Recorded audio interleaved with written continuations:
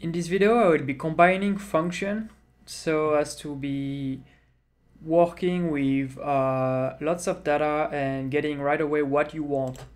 So that's really the main purpose of Muffian, so that you can apply some macro that would consist of a number of operations that would go one after the other.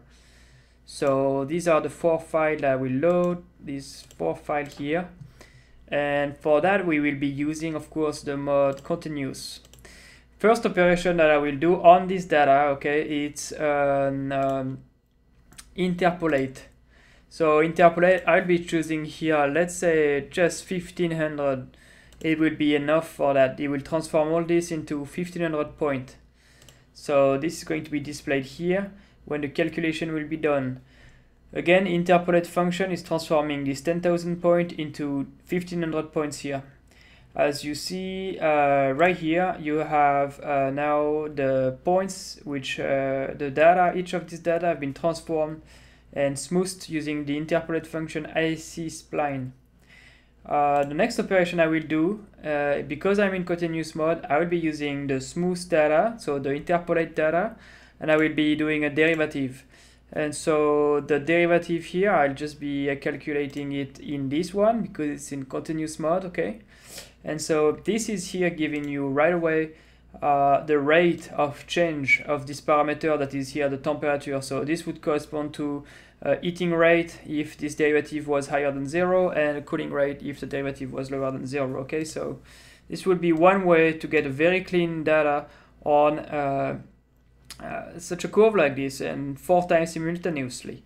And so same idea as I have shown before. If you wanted to export this data that you just created, you know, in a clean way so as to display the cooling rate. So let's just focus the max y to 0, which is already here. Maybe the minimum is -200, so it's more of a round number, and we will put 40 seconds here and 20 seconds for the beginning of the x-axis. So I'm just then having this data. Maybe you see 25 was actually might be more appropriate for this case. It's just centering the data a little bit more. And then again, same thing, save, graph. See here we already have d over dx of temperature. And you could decide to choose here. I'm not going to write anything for this example for this graph, but overall, that's the idea, and the graphic is just created right away.